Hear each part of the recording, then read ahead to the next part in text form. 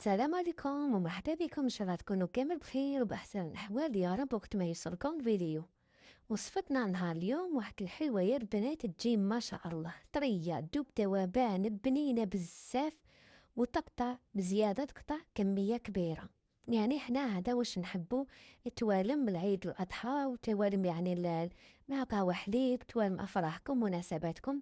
اللهم صل وسلم وبارك على سيدنا محمد. نبداو مباشرة في الوصفة تاعنا. عندي هنايا 125 جرام مارغرين، شوفوا كيفاش راهي طرية. عندي كاس ناقص اندوة تاع السكر، الكاس تاعي يرفد 150 مليلتر. عندي هنايا قرصة تاع الملح وست حبات جبن مثلثات وعطر الفانيليا. 6 حبات جبن أبيض يعني جبن مثلثات. راح نخلط هذا الخليط هذا جيدا حتى نتأكدوا، يعني نحاولوا نحكوا هذاك السكر مع الإناء، تحسوا مع الاخر باللي السكر هذاك يكون داب واللون تاعو يعني يكون تغير. دوك تشوفوا من بعد كيفاش تشوفوا يعني اللون تاعو يولي فيه فاتح والسكر تحسوا بين يديكم باللي داب. ها هو كيما راكم تشوفوا في الفيديو. هنا عندي نصف كاس تاع الزيت، نبدا ندخل فيه تدريجيا مع الخلط المستمر،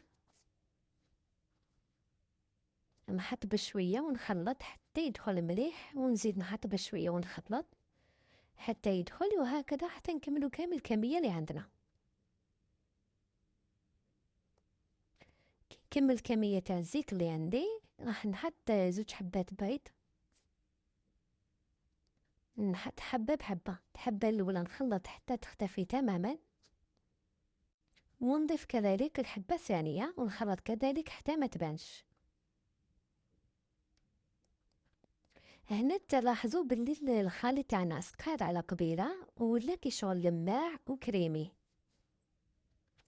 في المرحلة هذه راح ندخل الفرينة، يعني الفرينة ما نقدرش نقولكم كاين اللي تشرب وكاين اللي ما تشربش، حنا نحطوها يعني تدريجيا. ونزيد عليها كيس خميرة كيميائية وزنها 10 غرام، ونحاول نلم العجينة تاعي، نلموها يعني تكون طرية، ما نتسرعوش نحطو يعني الفرينة على العجين، ولا نحطو بشوية ونجمع، ما نعجنش. حذار يعني العجينة هذه ما تستعجنش، نجمع فقط، نحاول نلموها ونشوفو ما بين يدينا، يعني إذا كانت خلاص ما نزيدلهاش ولا نبقى نزيد. هنا حسيت باللي خلاص ما خصتهاش الفرينة، شوفوا ديجا تشوفوها وحدها تلمت العجينة تاعنا. وهنا نوريلكم لاستوس باللي كيفاش تعرفوا باللي العجينة تاعنا ما خصتهاش الفرينة. شوفوا ما شاء الله كيفاش تكون طرية. تاخدوا شوية تاع العجينة تكوروا بهذه الطريقة هذه وتضغطوا عليه في يدكم مليح. إذا كان لصق هنا في راحة اليد تاعكم معناتها مخصوصة فرينة. هنا شريت شوية تاع الحلقومة باش نحشي بيها، وانتم يعني في الحشو تاعكم ممكن تحطوا حلوة التورت، ممكن شوكولاتة الطالي، يعني كل واحد يدير واش يحب. هنا بالنسبة للعجينة يعني اللي يحب يدير عين وهي ميزانو يدير. هنا وزنت يعني العجينة 27 غرام، ولا داك الحلقومة هذيك 3 غرام، يعني هكا الحبة جاتني كامل 30 غرام باش ما يجوش بزاف كبار، يعني يجو ملاح. ما تنسوش يعني فيها الخميرة حين نزيدو تنفخو شوية. ناخد يعني العجينة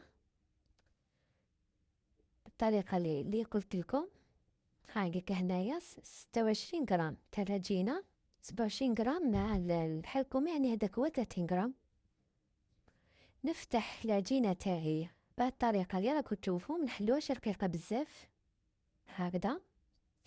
نحط الحشو هذاك تاع الحلقومة، نغلق عليه مليح باش ما يخرجش، ونكور بهاد الطريقة هادي براحة اليد، نعطولها يعني شكل أميس. نكونوا يعني شعلنا الفرن تاعنا على 180 درجة، ونحط الحلوة تاعي كامل نوجدها في الصينية، نحط عليه ورق الزبدة، ونكمل كامل العجينة اللي عندي بنفس الطريقة.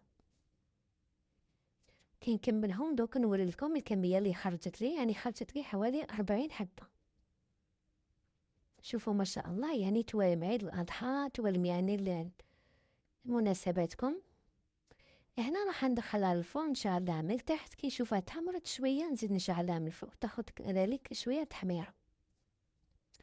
هنا طابت الحلوة تاعي، خلاص خرجتها وخليتها شوية تبرد. شوفوا كيفاش طابت ما شاء الله. هنا وجدت شوية مربى تاع المشماش، زدت خففته بشوية تاع الماء ورد ولا ماء زار.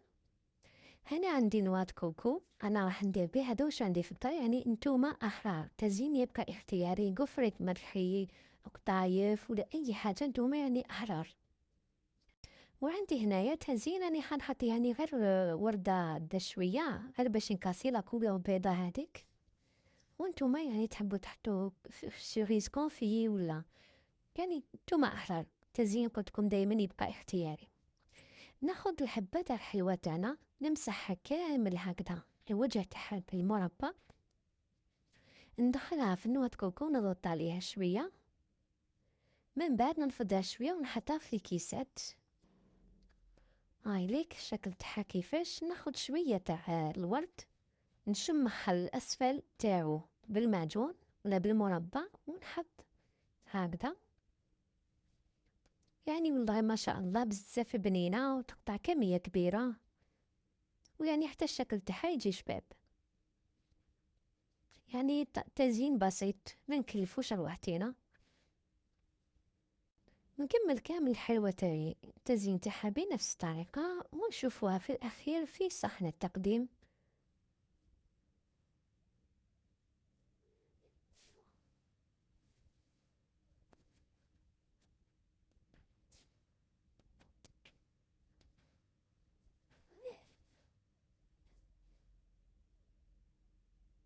وها هي الحلوة تاعنا في الأخير بعد ما كملناها، جات ما شاء الله. نتمنى تكون عجبتكم وصفة تاعنا تاع نهار اليوم، ونتلاقاو في فيديو جديد ووصفة جديدة. خليتكم في رعاية الله وحفظه.